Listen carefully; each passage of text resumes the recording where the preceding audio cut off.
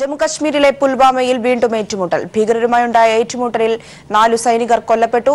ഞായറാഴ്ച അർദ്ധരാത്രിയോടെയാണ് ഏറ്റുമുട്ടൽ ആരംഭിച്ചത്. ഏറ്റുമുട്ടൽ ഇപ്പോഴും തുടരുകയാണ്. സന്തോഷ് ചേരുകയാണ് വിവരങ്ങളുമായി. സന്തോഷ്, ഇപ്പോഴും പുൽവാമയിൽ ഏറ്റുമുട്ടലുകൾ തുടരുകയാണ് എന്നാണ് മനസ്സിലാക്കാൻ സാധിക്കുന്നത്. ഇപ്പോൾ നൽകാൻ കഴിയുന്ന പുതിയ വിവരങ്ങൾ എന്താണ്? പ്രിയ, ഇക്കഴിഞ്ഞ 14-ാം തീയതി ഉണ്ടായ വൻ ജെയ്ഷെ മുഹമ്മദിന്റെ സ്ഫോടനത്തിന് പിന്നാലെ ഇതിനെ സഹായിച്ച തീവ്രവാദികളെ തേടിയുള്ള അന്വേഷണത്തെ തുടർന്നാണ് ഇന്നലെ അർദ്ധരാത്രിയോടുകൂടി ഏകദേശം തീവ്രവാദികൾ താമസിച്ചിരുന്നുവെന്ന് കണ്ടെത്തിയ കെട്ടിടം സൈന്യം വളഞ്ഞത്. കാശ്മീർ പോലീസുമുണ്ട്. ഇവർ വളഞ്ഞതിന് പിന്നാലെ കെട്ടിടത്തിനുള്ളിൽ നിന്ന് സൈന്യത്തിന് നേരെ വെടിയുതിർത്തു. ഇപ്പോഴും വെടിവെപ്പ് തുടരുകയാണ്. ഇപ്പോൾ ഏറ്റവും അവസാനം ലഭിക്കുന്ന വിവരപ്രകാരം ഏകദേശം 4 സൈനികർ കൊല്ലപ്പെട്ട, ഒരു മേജർ റാങ്കിലുള്ള ഉദ്യോഗസ്ഥനും കൊല്ലപ്പെട്ടിട്ടുണ്ട്. കൂടാതെ പ്രദേശവാസിയായ ഒരാളും കൊല്ലപ്പെട്ടിട്ടുണ്ട് എന്നറിവുണ്ട്. പക്ഷേ ഇക്കാര്യത്തിൽ ഇപ്പോഴും ഒരു ഉറപ്പ് വന്നിട്ടില്ല. എന്നാൽ സൈന്യം മേജർ അടക്കം 4 പേരുടെ മരണം സ്ഥിരീകരിച്ചിരിക്കുന്നു. ഈ സ്ഫോടനത്തിന് പിന്നാലെ ഈ ആദിൽ മുഹമ്മദിന് മറ്റു സഹായങ്ങൾ ലഭിച്ചിരുന്നു എന്ന രഹസ്യാന്വേഷണ വിഭാഗത്തിന് വിവരം ലഭിച്ചു. ഇതിന്റെ അടിസ്ഥാനത്തിൽ ഇയാളുടെ സഹായികളെ തേടിയുള്ള പരിശോധനയിലാണ് ഇപ്പോൾ ഈ തീവ്രവാദികളെ സൈന്യം കെട്ടിടത്തിനുള്ളിൽ വളഞ്ഞതും വൻ വെടിവെപ്പിലേക്ക് കാര്യങ്ങൾ മാറിയതും. ആദിൽ മുഹമ്മദിന്റെ സഹായികളാണ് ഇപ്പോൾ ആ കെട്ടിടത്തിനുള്ളിൽ ഉള്ളത്. ഇപ്പോഴും വെടിവെപ്പ് തുടരുന്നു. അതുകൊണ്ട് തന്നെ കെട്ടിടത്തിനുള്ളിൽ എത്രത്തോളം തീവ്രവാദികൾ ഉണ്ട് എന്ന് വ്യക്തമല്ല. ഇവരെല്ലാവരും ജെയ്ഷെ മുഹമ്മദ് ആണ് എന്ന് വ്യക്തമായി കഴിഞ്ഞിരിക്കുന്നു. പ്രിയ, പുൽവാമയിൽ വീണ്ടും ഏറ്റുമുട്ടൽ തുടരുകയാണ്. ഭീകരമായ ഏറ്റുമുട്ടലിൽ 4 സൈനികരാണ് ഇപ്പോൾ കൊല്ലപ്പെട്ടിരിക്കുന്നത്. ഞായറാഴ്ച അർദ്ധരാത്രിയോടെയാണ് ഏറ്റുമുട്ടൽ ആരംഭിച്ചത്. വിവരങ്ങളാണ് സന്തോഷ് സല്ലിംഗ് നൽകിയത്. പുൽവാമ സ്ഫോടനത്തെക്കുറിച്ച് കേന്ദ്ര രഹസ്യാന്വേഷണ വിഭാഗം കൃത്യമായ മുന്നറിയിപ്പുകൾ നൽകിയിരുന്നില്ലെന്ന് ജമ്മുകാശ്മീർ ഗവർണറുടെ ഉപദേഷ്ടാവ് കെ വിജയകുമാർ പറഞ്ഞു. റിപ്പബ്ലിക് ദിനത്തിലെ മുന്നറിയിപ്പാണ് നിലവിൽ ഉണ്ടായിരുന്നതെന്നും ഉപദേഷ്ടാവ് അറിയിച്ചു. അതേസമയം സ്ഫോടനത്തെ തുടർന്ന് കശ്മീരിൽ ഏർപ്പെടുത്തിയ നിരോധനാജ്ഞ 4ാം ദിനമായ ഇന്നും തുടരും. പുൽവാമ ആക്രമണത്തെക്കുറിച്ചുള്ള മുന്നറിയിപ്പുകൾ സംബന്ധിച്ച് കേന്ദ്ര രഹസ്യാന്വേഷണ വിഭാഗവും ജമ്മുകാശ്മീർ സർക്കാരും തമ്മിലുള്ള തർക്കം തുടരുന്നു. റിപ്പബ്ലിക് ദിനത്തിലെ പതിവ് മുന്നറിയിപ്പ് സന്ദേശങ്ങൾക്കപ്പുറം കൃത്യമായ സ്ഫോടന മുന്നറിയിപ്പ് സർക്കാരിന് ലഭിച്ചിട്ടില്ലെന്ന് ജമ്മുകാശ്മീർ ഗവർണറുടെ ഉപദേഷ്ടാവ് കെ വിജയകുമാർ പറഞ്ഞു. ജെയ്ഷെ മുഹമ്മദിന്റെ ആക്രമണം പ്രതീക്ഷിച്ചിരുന്നു. പ്രോട്ടോകോൾ പ്രകാരം സുരക്ഷാ സേനയ്ക്ക് ഹൈ അലർട്ട് നൽകി. പക്ഷേ എങ്ങനെ, എവിടെ വെച്ച് ആക്രമണം ഉണ്ടാകും എന്നതിനെക്കുറിച്ച് രഹസ്യാന്വേഷണ വിഭാഗം ഒരു അറിവും കൈമാറിയിരുന്നില്ല. രഹസ്യാന്വേഷണം വീഴ്ചയാണെന്ന് നേരത്തെ ഗവർണർ സത്യപാൽ മാലിക്കും ചൂണ്ടിക്കാണിച്ചിരുന്നു. ഇതിനെ ഇന്റലിജൻസ് എതിർക്കുന്നുണ്ട്. ജമ്മുകാശ്മീർ ഗവർണർ സത്യപാൽ മാലിക്കിന്റെ നേതൃത്വത്തിൽ ഉന്നതതല യോഗം വീണ്ടും ചേർന്നു. സ്ഥിതിഗതികൾ വിലയിരുത്തി. കർഫ്യൂ 4ാം ദിവസവും തുടരാൻ തന്നെയാണ് തീരുമാനം. ഇന്റർനെറ്റ് ബന്ധവും കാശ്മീർ മേഖലയിൽ വിച്ഛേദിച്ചിട്ടുണ്ട്. രാജ്യത്തെ വിവിധ സംസ്ഥാനങ്ങളിലെ സർവകലാശാലകളിൽ പഠിക്കുന്ന കാശ്മീരിലെ വിദ്യാർത്ഥികൾക്ക് നേരെ ആക്രമണമുണ്ടാകുന്നതിൽ ജമ്മുകാശ്മീർ സർക്കാരിന് ആശങ്കയുണ്ട്. പ്രധാനപ്പെട്ട സർവകലാശാലകളിലും നഗരങ്ങളിലും ലൈസൺ ഓഫീസർമാരെ നിയോഗിച്ച് വിദ്യാർത്ഥികൾക്ക് സംരക്ഷണം നൽകാൻ സർക്കാർ തീരുമാനിച്ചു. News bureau, Delhi. കാസർഗോഡ് പെരിയയിൽ നടന്ന കൊലപാതകം പ്രത്യേക അന്വേഷണ സംഘം അന്വേഷിക്കും. കൊലപാതകത്തിൽ CPIM-ന് ബന്ധമില്ലെന്ന് ജില്ലാ സെക്രട്ടറി MV ബാലകൃഷ്ണൻ മാസ്റ്റർ അറിയിച്ചു. സംഭവത്തിൽ സംസ്ഥാനത്ത് യൂത്ത് കോൺഗ്രസ് ഹർത്താൽ നടക്കുകയാണ്. കൂടുതൽ വിവരങ്ങളുമായി സണ്ണി ജോസഫ് ചേരുകയാണ്. സണ്ണി, ഏത് രീതിയിലാണ് ഇപ്പോൾ ഹർത്താൽ പുരോഗമിക്കുന്നത്? പ്രിയ, ഇന്നലെ രാത്രി 8 മണിയോടെയാണ് കാസർഗോഡ് ജില്ലയിലെ പെരിയ ഗ്രാമപഞ്ചായത്തിലെ കല്യോട്ട് ഗ്രാമത്തിൽ 2 യുവാക്കൾ കൊല്ലപ്പെട്ടത്. ഇവർ സഞ്ചരിച്ചിരുന്ന ബൈക്ക് തടഞ്ഞു നിർത്തി കാറിലെത്തിയ ആളുകൾ ഇവരെ വെട്ടിക്കൊല്ലുകയായിരുന്നു. സംഭവ സ്ഥലത്ത് വെച്ച് കൃപേഷ് കൊല്ലപ്പെടുകയും പിന്നീട് ശരത്ലാൽ മംഗലാപുരത്തെ ആശുപത്രിയിലേക്ക് കൊണ്ടുപോകുമ്പോഴാണ് മരണപ്പെട്ടത്. നേരത്തെ ഇവിടെ രാഷ്ട്രീയ സംഘർഷങ്ങൾ നിലനിന്നിരുന്ന പ്രദേശമാണ്. കൊല്ലപ്പെട്ട ശരത്ലാൽ ഒരു വധശ്രമ കേസിലെ പ്രതിയായിരുന്നു. അദ്ദേഹം റിമാൻഡ് കഴിഞ്ഞ് പുറത്തിറങ്ങിയിട്ട് കുറച്ച് ദിവസങ്ങളെ ആയിട്ടുള്ളൂ. ഈ ആക്രമണത്തിന് പിന്നിൽ CPIM ആണെന്ന് കോൺഗ്രസ് ആരോപിച്ചിട്ടുണ്ട്. ഇന്നലെ രാത്രി കാസർഗോഡ് ജില്ലയിൽ UDF ഹർത്താൽ ഇന്നത്തേക്ക് ഹർത്താൽ പ്രഖ്യാപിച്ചിരുന്നെങ്കിലും പിന്നീട് യൂത്ത് കോൺഗ്രസ് അർദ്ധരാത്രിയോട് സംസ്ഥാന വ്യാപകമായി ഹർത്താൽ പ്രഖ്യാപിക്കുകയാണ്. സംസ്ഥാനത്ത് ഇപ്പോൾ ഹർത്താൽ പുരോഗമിച്ചു വരികയാണ്. കാസർഗോഡ് ജില്ലയിൽ കാസർഗോഡ് ജില്ലയിൽ കാര്യമായ അനിഷ്ട സംഭവങ്ങൾ ഇതുവരെ ഉണ്ടായിട്ടില്ല. സ്വകാര്യ ബസ്സുകളോ KSRTCയോ സർവീസ് നടത്തുന്നില്ല. സ്വകാര്യ വാഹനങ്ങൾ അപൂർവമായി മാത്രം റോഡിൽ ഇറങ്ങുന്നുണ്ട്. കൂടുതൽ അനിഷ്ട സംഭവങ്ങൾ ഒഴിവാക്കാൻ വേണ്ടി ജില്ലയിലെ പോലീസ് സംവിധാനം ശക്ത നടപടികൾ സ്വീകരിച്ചിട്ടുണ്ട്. രാവിലെ തന്നെ സംഭവം നടന്ന സ്ഥലത്തിന്റെ പരിധിയിൽ വരുന്ന ബേക്കൽ പോലീസ് സ്റ്റേഷനിൽ ജില്ലാ പോലീസ് മേധാവി ഡോക്ടർ എ ശ്രീനിവാസന്റെ നേതൃത്വത്തിൽ സ്ഥിതികൾ വിലയിരുത്തി. ക്രൈം ഡിറ്റാച്ച്മെന്റ് ഡിവൈഎസ്പി പ്രദീപിനെ അന്വേഷണ സംഘത്തിന്റെ തലവനായി നിയോഗിച്ചിട്ടുണ്ട്. പ്രത്യേക അന്വേഷണ സംഘമാണ് ഇത് സംബന്ധിച്ചുള്ള അന്വേഷണം നടത്തിവരുന്നത്. പ്രതികൾക്കായിട്ടുള്ള തെരച്ചിൽ നടത്തുന്നുണ്ട്.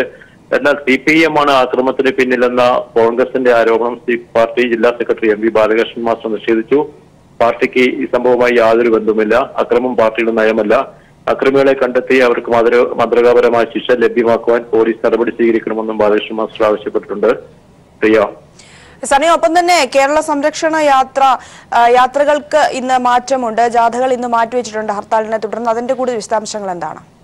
യൂത്ത് കോൺഗ്രസ് സംസ്ഥാന വ്യാപകമായി പെട്ടെന്ന് പ്രഖ്യാപിച്ച ഹർത്താലിനെ തുടർന്ന് LDF നേതൃത്വത്തിലുള്ള കേരള സംരക്ഷണ യാത്ര തെക്കൻ മേഖലാ യാത്രയും അതുപോലെ തന്നെ വടക്കൻ മേഖലാ യാത്രയും മാറ്റിവെച്ചിരിക്കുകയാണ്.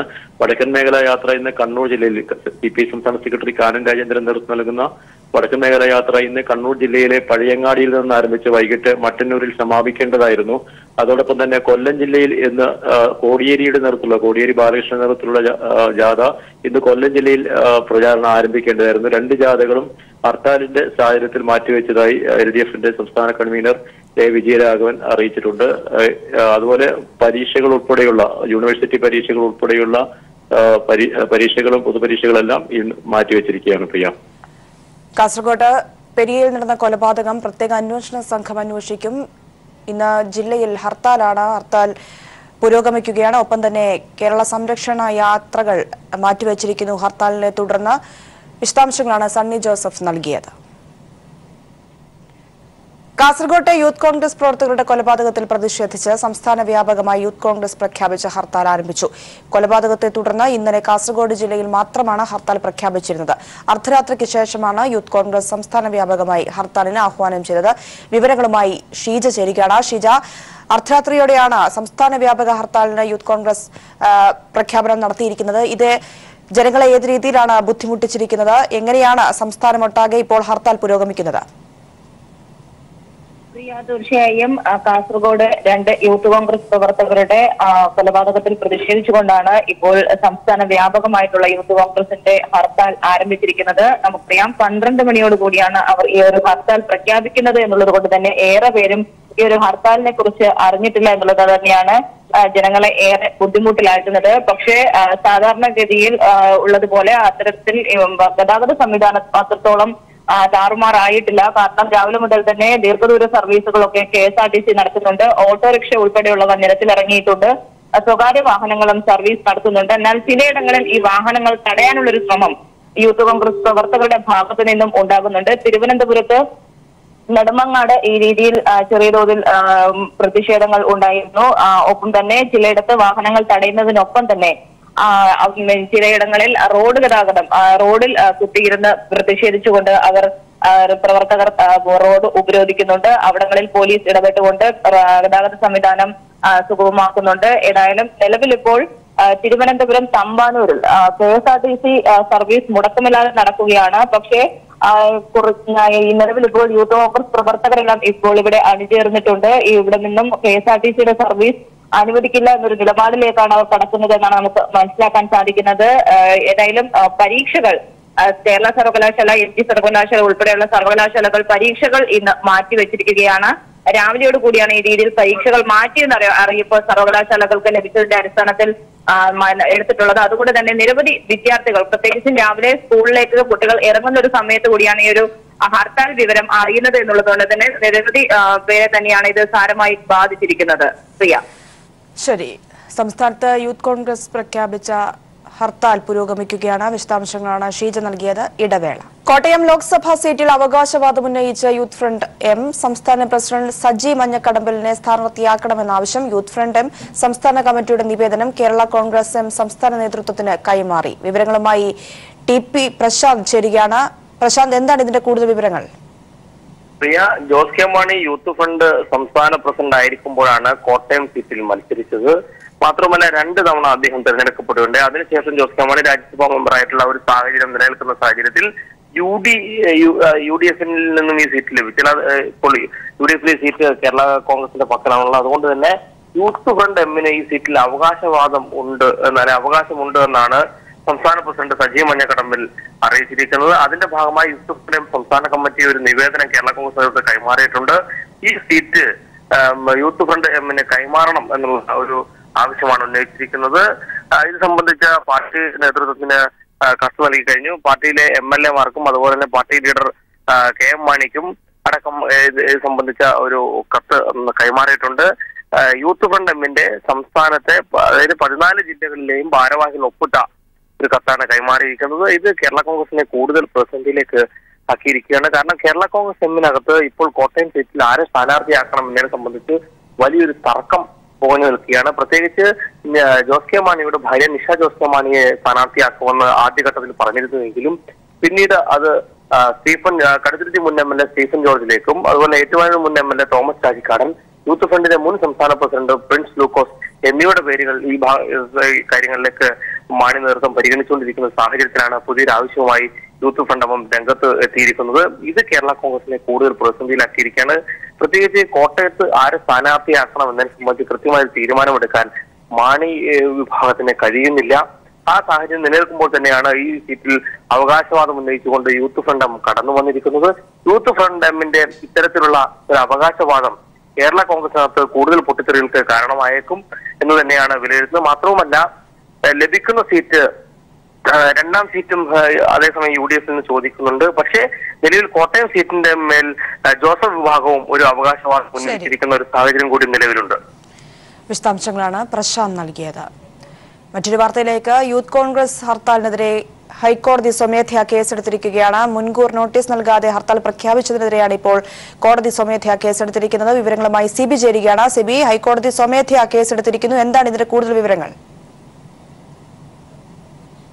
പ്രിയ, യൂത്ത് കോൺഗ്രസ് നടത്തിയ ആഹ്വാനം ചെയ്ത ഹർത്താൽ മുൻകൂർ അനുമതി ഇല്ലാതെയാണ് പ്രഖ്യാപിച്ചതെന്ന എന്നതിനെതിരെയാണ് ഇപ്പോൾ ഹൈക്കോടതി സ്വമേധയാ എടുത്തിരിക്കുന്നത്. 7 ദിവസം മുൻപെങ്കിലും നോട്ടീസ് നൽകി ഹർത്താൽ പ്രഖ്യാപിക്കുമെന്നുള്ള ഒരു ഇടക്കാല ഉത്തരവ് ഹൈക്കോടതി നേരത്തെ പുറപ്പെടുവിച്ചിരുന്നു. ഈ മാസം 3-ാം തീയതിയായിരുന്നു അന്ന് നടന്ന ഹർത്താലിനെതിരെ ഒരു നൽകിയ ഹർജിയിലാണ് ഇത്തരത്തിൽ കേരള ചേംബർ ഓഫ് കൊമേഴ്സും മലയാള വേദിയും നൽകിയ ഒരു ഹർജിയിലാണ് ഇത്തരത്തിൽ 7 ദിവസം മുൻപെങ്കിലും ഹർത്താൽ നോട്ടീസ് നൽകിയ ശേഷമേ പ്രഖ്യാപിക്കാവൂ എന്നൊരു ഇടക്കാല ഉത്തരവുണ്ടായിരുന്നു. എന്നാൽ ഇത് ഇപ്പോൾ മുൻകൂർ അനുമതി ഇല്ലാതെ, പ്രത്യേകിച്ച് ഇന്നലെ അർദ്ധരാത്രിക്ക് ശേഷമാണ് ഈ സംസ്ഥാന യൂത്ത് കോൺഗ്രസിന്റെ അധ്യക്ഷനായ ഡീൻ കുര്യാക്കോസ് ഫേസ്ബുക്ക് വഴിയാണ് ഇത്തരത്തിലൊരു ഹർത്താൽ പ്രഖ്യാപിച്ചത്. ഇത് ജനങ്ങൾ ആരും തന്നെയും അറിയുന്ന ഒരു സാഹചര്യവും ഉണ്ടായിരുന്നില്ല. അതുകൊണ്ട് ഇത്തരത്തിൽ പൊടുന്നതിനെ മിന്നൽ ഹർത്താൽ നടത്തിയതിനെതിരെയാണ് ഇപ്പോൾ ഹൈക്കോടതി സ്വമേധയാ കേസെടുത്തിരിക്കുന്നത്. ഇത് മുൻകൂർ അനുമതി ഇല്ലാതെ പെട്ടെന്ന് നടത്തുകയും അതിൽ കോടതി അലക്ഷ്യ നടപടിയായിട്ടാണ് ഇപ്പോൾ ഹൈക്കോടതി സ്വീകരിച്ചിരിക്കുന്നത്. എന്തായാലും ഇതുമായി ബന്ധപ്പെട്ടുകൊണ്ട് അഡ്വക്കേറ്റ് ജനറൽ ഓഫീസിന് ഇത് സംബന്ധിച്ച ഒരു അറിയിപ്പ് ഹൈക്കോടതി രജിസ്ട്രി അറിയിച്ചിട്ടുണ്ട്. ഇന്ന് 10-15 ഈ ഹൈക്കോടതി ചീഫ് ജസ്റ്റിസ് അധ്യക്ഷനായ ബെഞ്ച് ഇത് സംബന്ധിച്ച കേസ് പരിഗണിക്കും. കഴിഞ്ഞ ജനുവരി 3-നാണ് ഇത്തരത്തിലൊരു ഇടക്കാല ഉത്തരവ് ഹൈക്കോടതി പുറപ്പെടുവിച്ചത്. അന്ന് കേരള ചേംബർ ഓഫ് കൊമേഴ്സും മലയാള വേദിയുമാണ് ഇത്തരത്തിലൊരു ഹർത്താലുകൾ ഇത്തരത്തിൽ പെട്ടെന്നുള്ള ഹർത്താലുകൾ നിരോധിക്കണമെന്ന് ആവശ്യപ്പെട്ടുള്ള ഹർജി നൽകിയത്. ഇത് തുടർന്ന് 7 ദിവസം മുൻപെങ്കിലും നോട്ടീസ് നൽകാതെ ഹർത്താൽ പ്രഖ്യാപിക്കരുതെന്നൊരു ഇടക്കാല ഉത്തരവും ഹൈക്കോടതി പുറപ്പെടുവിച്ചിരുന്നു. ഇന്നലെ ഈ സംഭവത്തിന് ശേഷം ഈ കാസർഗോഡ് ജില്ലയിൽ മാത്രമായിരുന്നു യൂത്ത് കോൺഗ്രസ് ഹർത്താലിന് ആഹ്വാനം ചെയ്തത്. എന്നാൽ ഇന്നലെ അർദ്ധരാത്രിക്ക് ശേഷം സംസ്ഥാന അധ്യക്ഷനായ ഡീൻ കുര്യാക്കോസ് ഇത്തരത്തിൽ ഫേസ്ബുക്ക് വഴിയാണ് ഹർത്താൽ പ്രഖ്യാപിച്ചത്, സംസ്ഥാന വ്യാപകമായി പ്രഖ്യാപിച്ചത്. ഇത് ആരും തന്നെ അറിഞ്ഞിരുന്നില്ല. പ്രത്യേകിച്ച് ഇന്ന് രാവിലെയോടെയാണ് ഇന്ന് ജനങ്ങളെല്ലാം തന്നെ അറിഞ്ഞത്. അതുകൊണ്ട് തന്നെ വളരെ ഏറെ പേരെ വലയ്ക്കുന്ന ഒരു സാഹചര്യം ഉണ്ടായി. പ്രത്യേകിച്ച് വിദ്യാഭ്യാസ മേഖല അടക്കമുള്ളവരെല്ലാം തന്നെയും ആരും തന്നെ അറിയാത്ത ഒരു സാഹചര്യം ഉണ്ടായി. ഈ ഒരു സാഹചര്യത്തിലാണ് ഇന്നിപ്പോൾ ഹൈക്കോടതി സ്വമേധയാ കേസെടുത്തിരിക്കുന്നത്. ഇന്ന് ഇത് സംബന്ധിച്ച വിവരം ഹൈക്കോടതി രജിസ്ട്രി അറിയിച്ചിട്ടുണ്ട്. എന്നാൽ ഇന്ന് 10:15 തന്നെ ഹൈക്കോടതി ചീഫ് ജസ്റ്റിസ് അധ്യക്ഷനായ ബെഞ്ച് ഈ കേസ് പരിഗണിക്കുകയും ചെയ്യും. പ്രിയ, സിബി, നമുക്കറിയാം കഴിഞ്ഞ കുറച്ചു നാളുകളായി സംസ്ഥാനത്ത് ഇത്തരത്തിൽ അപ്രഖ്യാപിത ഹർത്താലുകൾ, അർദ്ധരാത്രിയിൽ പല ദിവസങ്ങളിലും ഹർത്താൽ ഇത്തരത്തിൽ പ്രഖ്യാപിക്കുന്ന ഒരു സാഹചര്യം ഉണ്ടായിരുന്നു. ജനങ്ങളെ വളരെ വലിയ രീതിയിൽ ഇത് പ്രതികൂലമായി ബാധിച്ച അവസ്ഥയും ഉണ്ടായിരുന്നു. ഇതിനെ തുടർന്നാണ് ഹൈക്കോടതി ഇത്തരത്തിലൊരു തീരുമാനമെടുക്കുകയും മുൻകൂർ നോട്ടീസ് നൽകാതെ ഹർത്താൽ പ്രഖ്യാപിക്കരുത് എന്ന് ഉത്തരവിറക്കുകയും ചെയ്തത്. തുടർന്നാണ് ഇപ്പോൾ യൂത്ത് കോൺഗ്രസ് ഇന്നലെ അർദ്ധരാത്രിയോടെ ഇത്തരത്തിലൊരു നടപടിയുമായി മുൻപോട്ട് പോയത്. ഇപ്പോൾ ഈ കേസ് പരിഗണിക്കുന്നു ഇന്ന് 10:30. ഏത് രീതിയിൽ ഇതെന്തായാലും ഇന്ന് കോടതിയുടെ മുൻപിൽ വരികയാണ്. ഈ ഒരു ഹർത്താൽ ഇപ്പോൾ കൊച്ചിയിലും മറ്റു ഏത് രീതിയിലാണ് പുരോഗമിക്കുന്നത്? പ്രിയ, എന്തായാലും ഇന്ന് ഹൈക്കോടതിയുടെ മുമ്പിൽ ഈ ഒരു കേസ് അല്ലെങ്കിൽ ഹർജി വരുമ്പോൾ തന്നെ എന്തായാലും സുപ്രധാനമായ ചില നിരീക്ഷണങ്ങളും വിമർശനങ്ങളും ഹൈക്കോടതി ഭാഗത്ത് ഉണ്ടാകുമെന്ന കാര്യത്തിൽ സംശയമില്ല. കാരണം ഇതൊരു അപ്രഖ്യാപിത ഹർത്താലാണ്. പ്രത്യേകിച്ച് അർദ്ധരാത്രിക്ക് ശേഷമാണ് ഇങ്ങനെ ഒരു ഹർത്താൽ തന്നെ പ്രഖ്യാപിച്ചതും. അത് ഫേസ്ബുക്ക് വഴി ഒരു യൂത്ത് കോൺഗ്രസിന്റെ സംസ്ഥാന അധ്യക്ഷൻ പ്രഖ്യാപിക്കുകയായിരുന്നു. എന്തായാലും ഇത് ജനങ്ങളെ ഏറെ വലയിച്ചു. പ്രത്യേകിച്ച് ഇന്ന് രാവിലെയാണ് പലരും ഈ ഹർത്താൽ അറിയാതെ നിരത്തുകളിലേക്ക് എത്തുന്ന ഒരു സാഹചര്യം ഉണ്ടായി. എന്തായാലും കൊച്ചി നഗരത്തെ സംബന്ധിച്ച് ഈ ഹർത്താലിനോട് പൂർണ്ണമായും തള്ളുന്ന ഒരു സാഹചര്യമാണ് ജനങ്ങളിൽ നിന്ന് ഉണ്ടായിരിക്കുന്നത്. പ്രത്യേകിച്ച് സ്വകാര്യ ബസ്സുകളും അതുപോലെ KSRTC ഉൾപ്പെടെല്ലാം തന്നെയും സാധാരണ നിലയിൽ സർവീസ് നടത്തുന്നുണ്ട്. മാത്രമല്ല ഈ ബസ്സുകളിലെല്ലാം തന്നെയും സാധാരണ പോലെ തന്നെ ആളുകൾ തിങ്ങി നിറഞ്ഞുകൊണ്ടാണ് ഈ ബസ്സുകളിൽ യാത്ര ചെയ്യുന്നത്. മറ്റ് സ്വകാര്യ വാഹനവും ഇരുചക്ര വാഹനം എല്ലാം തന്നെയും നിരത്തിലിറങ്ങിയിട്ടുണ്ട്. ബഹുഭൂരിപക്ഷം കടകളും തുറന്ന് പ്രവർത്തിക്കുന്നുണ്ട്. വിദ്യാഭ്യാസ മേഖലയോടൊപ്പം തന്നെ ബാങ്കിങ് മേഖല മാത്രമാണ് തുറന്ന് പ്രവർത്തിക്കാതിരുന്നിട്ടുള്ളൂ. ഇതെല്ലാം തന്നെയും കൂടാതെ മറ്റ് സ്വകാര്യ ബസ്സുകളെല്ലാം തന്നെയും നിരത്തിലിറങ്ങിയിട്ടുണ്ട്. കൊച്ചി നഗരത്തെ സംബന്ധിച്ച് പ്രത്യേകിച്ച് യാതൊരു ഈ ഒരു ഹർത്താലുമായി ബന്ധപ്പെട്ടുള്ള യാതൊരു അനിഷ്ട സംഭവമോ അല്ലെങ്കിൽ മറ്റുള്ള ജനങ്ങളെ വലയ്ക്കുന്ന രീതിയിലുള്ള സാഹചര്യമില്ല. പ്രത്യേകിച്ച് എല്ലാ ജനങ്ങളും നിരത്തിലേക്ക് ഇറങ്ങുകയും എല്ലാ വാഹനങ്ങളും സർവീസ് നടത്തുന്നുണ്ട്. എന്നാൽ പശ്ചിമ കൊച്ചിയിലും പെരുമ്പാവൂർ മേഖലയെല്ലാം തന്നെയും ഈ സമരക്കാർ ഇറങ്ങിക്കൊണ്ട് ബസ് തടയുന്ന ഒരു സാഹചര്യം ഉണ്ടായി. കുമ്പളങ്ങി തൊപ്പുമടി സ്ഥലങ്ങളെല്ലാം തന്നെയും ഈ ഹർത്താൽ അനുകൂലികൾ ബസ്സുകൾ തടയുകയും ജനങ്ങളെ യാത്രക്കാരെ ഇറക്കിവിടുന്ന ഒരു സാഹചര്യം ഉണ്ടായി. മറ്റ് അനിഷ്ട സംഭവം ഇല്ലെങ്കിൽ പോലും ചില ഇടങ്ങളിൽ ബസ്സുകൾ തടയുന്നുണ്ട്. യൂത്ത് കോൺഗ്രസ് അടക്കമുള്ളവർ ഇനി KSRTC സർവീസുകൾ നടത്താൻ സമ്മതിക്കില്ല എന്നുള്ള 1 മണിക്കൂറിൽ നടത്താൻ സമ്മതിക്കില്ല, അല്ലെങ്കിൽ KSRTC സ്റ്റാൻഡിലെല്ലാം തന്നെ എത്തി തടയുമെന്നൊരു പ്രഖ്യാപിച്ചിട്ടുണ്ട്. എന്തായാലും ഇപ്പോഴത്തെ സാഹചര്യത്തിൽ കൊച്ചി നഗരത്തെ സംബന്ധിച്ച് സാധാരണ നിലയിലാണ്. എന്നാൽ മറ്റ് ഉൾപ്രദേശങ്ങളിൽ കടകമ്പോൾ അറിഞ്ഞെടുക്കുകയും സ്വകാര്യ ബസ്സുകളെല്ലാം തന്നെ തടയുന്ന ഒരു സാഹചര്യമുണ്ട്. പെരുമ്പാവൂർ മേഖലയിലും ചിലയിടങ്ങളിൽ ഈ ഹർത്താൽ അനുകൂലികൾ സ്വകാര്യ ബസ്സുകൾ തടഞ്ഞിട്ടുണ്ട്, KSRTCയും തടഞ്ഞിട്ടുണ്ട്. എന്തായാലും കൊച്ചി നഗരത്തെ സംബന്ധിച്ച് ഇപ്പോൾ ഈ ഹർത്താലുമായി ബന്ധപ്പെട്ടുള്ള ജനങ്ങൾ പൂർണ്ണമായും തള്ളിക്കൊണ്ട് സ്വകാര്യ ബസ്സുകൾ നിർത്തിനിർത്തുന്നു. ഈ KSRTCയും സർവീസ് നടത്തുന്നുണ്ട്. പ്രിയ, ശരി. യൂത്ത് കോൺഗ്രസ് ഹർത്താലിനെതിരെ ഹൈക്കോടതി സ്വമേധയാ കേസെടുത്തിരിക്കുകയാണ്. മുൻകൂർ അനുമതിയില്ലാതെ ഹർത്താൽ പ്രഖ്യാപിച്ചതിനെതിരെയാണ് ഇപ്പോൾ കേസെടുത്തിരിക്കുന്നത്. ഇന്ന് 10:30 കോടതി കേസ് പരിഗണിക്കും. വിശദാംശങ്ങളാണ് സിബി ജോസഫ് നൽകിയത്. ഇടവേള.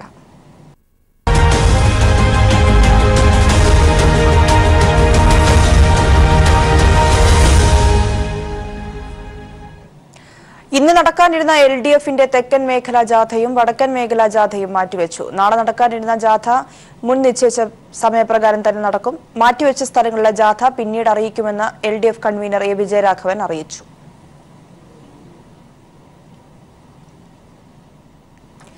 ആവേശത്തിരയിളക്കി കോടിയേരി ബാലകൃഷ്ണൻ നയിക്കുന്ന കേരള സംരക്ഷണ യാത്ര പര്യടനം തുടരുന്നു. 4 ദിവസം നീണ്ടുനിന്ന തിരുവനന്തപുരം ജില്ലയിലെ പര്യടനം പൂർത്തിയാക്കി ജാഥ ഇന്നലെ കൊല്ലം ജില്ലയിൽ പ്രവേശിച്ചു. തിരുവനന്തപുരം ജില്ലയിലെ ഇടതുമുന്നണിയുടെ കരുത്ത് വിളിച്ചോതുന്ന സ്വീകരണമാണ് ജാഥയ്ക്ക് ലഭിച്ചത്. കടന്നുവന്ന വഴികളിലെല്ലാം ആയിരങ്ങളോട് സംവദിച്ചുകൊണ്ടാണ് കേരള സംരക്ഷണ യാത്ര പര്യടനം തുടരുന്നത്. തെക്കൻ മേഖലാ ജാഥ ക്യാപ്റ്റനായ CPIM സംസ്ഥാന സെക്രട്ടറി കോടിയേരിയും ജാഥാംഗങ്ങളും സ്വീകരണ കേന്ദ്രങ്ങളിലെത്തിയാൽ സ്വീകരിക്കാൻ കാത്തുനിൽക്കുന്ന പ്രവർത്തകർക്ക് ആവേശമാണ്. തെക്കൻ കേരള യാത്രയുടെ 4 ദിവസത്തെ ജാഥാ പര്യടനം പൂർണ്ണമായും തിരുവനന്തപുരം ജില്ലയിലാണ് നടന്നത്. വൻ ജനക്കൂട്ടമാണ് വിവിധ കേന്ദ്രങ്ങളിൽ ജാഥയെ സ്വീകരിക്കാനെത്തിയത്. കോൺഗ്രസിനും BJPക്കുമെതിരെ രൂക്ഷമായ വിമർശനമാണ് കോടിയേരി ഉന്നയിച്ചത്. കോൺഗ്രസിനെ വിശ്വസിക്കാൻ കഴിയില്ലെന്നും RSSനെതിരായി നെഞ്ചോട് ചേർന്ന് നിന്ന് പൊരുതുന്നത് ഇടതുപക്ഷമാണെന്നും അതുകൊണ്ട് തന്നെ BJP മുഖ്യശത്രുവായി കാണുന്നത് ഇടതുപക്ഷത്തെയാണെന്നും കോടിയേരി പറഞ്ഞു. തിരുവനന്തപുരം ജില്ലയിലെ പൊതുജനാധിപത്യ പ്രസ്ഥാനത്തിന്റെ കരുത്ത് വിളിച്ചോതുന്ന സ്വീകരണ സമ്മേളനങ്ങളാണ് LDF തിരുവനന്തപുരം ജില്ലയിൽ സംഘടിപ്പിച്ചത്. കഴിഞ്ഞ 4 ദിവസത്തെ പര്യടനം ഇന്നലെ കിളിമാനൂരിൽ സമാപിച്ചു. ഇന്ന് ജാഥ കൊല്ലം ജില്ലയിലേക്ക് പ്രവേശിക്കും. ജില്ലാ അതിർത്തിയായ പാരിപ്പള്ളിയിൽ ജാഥയെ സ്വീകരിക്കും. തുടർന്ന് ചാത്തന്നൂരിലാണ് ആദ്യ സ്വീകരണം. News bureau, Thiruvananthapuram. CPI സംസ്ഥാന സെക്രട്ടറി കാനം രാജേന്ദ്രൻ നേതൃത്വം നൽകുന്ന വടക്കൻ മേഖല LDF കേരള സംരക്ഷണ യാത്ര ആയിരങ്ങളുടെ സ്വീകരണം ഏറ്റുവാങ്ങി കാസർഗോഡ് ജില്ലയിൽ പ്രചരണം പൂർത്തിയാക്കി. കാസർഗോഡ് ജില്ലയിലെ ഉപ്പളയിൽ ശനിയാഴ്ച വൈകിട്ട് CPIM general secretary Sitaram Yechury ഉദ്ഘാടനം ചെയ്ത LDF വടക്കൻ മേഖലാ ജാഥ 2ാം ദിവസം കാസർഗോഡ് ജില്ലയിലെ പ്രചാരണം പൂർത്തിയാക്കി കണ്ണൂർ ജില്ലയിൽ പ്രവേശിച്ചു. ചട്ടഞ്ചാലിൽ നിന്നായിരുന്നു ജാഥയുടെ പ്രചാരണത്തിന് തുടക്കം. തുടർന്ന് കാഞ്ഞങ്ങാടും കാലിക്കടവിലും വമ്പിച്ച വരവേൽപ്പ് ലഭിച്ചു. കാസർഗോഡ് ജില്ലയിലെ പര്യടനം പൂർത്തിയാക്കിയ ജാഥയെ കാലിക്കടവിൽ കണ്ണൂർ ജില്ലയിലെ LDF നേതാക്കൾ ആവേശപൂർവ്വം വരവേറ്റു. സ്വീകരണത്തിന് P. ജയരാജൻ, CN ചന്ദ്രൻ, KP Sahadevan, TV Rajesh MLA തുടങ്ങിയവർ നേതൃത്വം നൽകി. ഇരുചക്രവാഹനങ്ങളുടെ അകമ്പടിയോടെയാണ് സമാപന പൊതുയോഗം നടക്കുന്ന പയ്യന്നൂരിലേക്ക് ജാഥയെ ആനയിച്ചത്. ആയിരങ്ങളാണ് പയ്യന്നൂരിലെ പഴയ ബസ് സ്റ്റാൻഡിൽ ചേർന്ന സമാപന പൊതുയോഗത്തിൽ ജാഥയെ സ്വീകരിക്കാനെത്തിയത്. മന്ത്രി രാമചന്ദ്രൻ കടന്നപ്പള്ളി, P. കരുണാകരൻ MP തുടങ്ങിയവരും സന്നിഹിതരായിരുന്നു. കേരളം ഭരിക്കുന്ന LDF സർക്കാർ 4 വോട്ടിനും സീറ്റിനു വേണ്ടി നിലപാടുകൾ മാറ്റുകയില്ലെന്ന് ജാഥ ലീഡർ കാനം രാജേന്ദ്രൻ പറഞ്ഞു. LDF സർക്കാരാണ് ശബരിമലയുടെ വികസനത്തിനു വേണ്ടി ഏറ്റവും കൂടുതൽ ഫണ്ട് നീക്കിവെച്ചിട്ടുള്ളത്. ഈ സുപ്രീം കോടതി വിധി തിരിച്ചാണെങ്കിൽ കേരളത്തിലെ ഗവൺമെന്റ് അതൊന്നും നടപ്പിലാക്കും. രാജ്യത്ത് നിയമത്തിന്റെയും ഭരണഘടനയുടെയും മുകളിൽ വിശ്വാസത്തെ സ്ഥാപിക്കണം എന്ന് ആര് പറഞ്ഞാലും അതിനോട് യോജിക്കാൻ നമുക്ക് സാധിക്കുകയില്ല എന്നതാണ് പ്രശ്നം. അപ്പോ യഥാർത്ഥ പ്രശ്നങ്ങളിൽ നിന്ന് മാറി നിന്നുകൊണ്ട് ഓരോ ഗവൺമെന്റും ചെയ്യാനുള്ള ഉത്തരവാദിത്വങ്ങളിൽ നിന്ന്, ബാധ്യതയിൽ നിന്ന് മാറി നിന്ന് രാജ്യത്ത് നഷ്ടപ്പെടുന്ന വോട്ടോ അല്ലെങ്കിൽ സീറ്റുകളുടെയോ കണക്ക് കൂട്ടി ഒരു ഭരണവുമായി മുന്നോട്ട് പോകാൻ കഴിയുകയില്ല. കേരളത്തിലെ ഇടതുപക്ഷ ജനാധിപത്യ മുന്നണിയുടെ ഗവൺമെന്റ് ലാഭചേതങ്ങളുടെ അടിസ്ഥാനത്തിലല്ല, അതിന്റെ നിലപാടുകളുടെ അടിസ്ഥാനത്തിലാണ് ഈ ഗവൺമെന്റിനെ മുന്നോട്ട് കൊണ്ടുപോകുന്നത്. 2016 ജനങ്ങൾക്ക് നൽകിയ വാഗ്ദാനങ്ങൾ ഒന്നൊന്നായി നടപ്പിലാക്കാൻ ശ്രമിക്കുകയാണ്. സർവേ കണക്കുകൾ ചൂണ്ടിക്കാട്ടി ഈ വർഷം നടക്കുന്ന ലോക്സഭാ തെരഞ്ഞെടുപ്പിൽ LDF പരാജയപ്പെടുമെന്ന് ആരും കരുതേണ്ടതില്ലെന്നും കാനം രാജേന്ദ്രൻ ചൂണ്ടിക്കാട്ടി. ജാഥ ഇന്നു രാവിലെ കല്യാശ്ശേരി മണ്ഡലത്തിലെ പഴയങ്ങാടിയിൽ നിന്ന് പ്രചാരണം ആരംഭിച്ച് തളിപ്പറമ്പ്, ശ്രീകണ്ഠാപുരം എന്നിവിടങ്ങളിലെ സ്വീകരണങ്ങൾക്ക് ശേഷം വൈകിട്ട് മട്ടന്നൂരിൽ സമാപിക്കും. Sunny Joseph, news bureau, Kasaragod.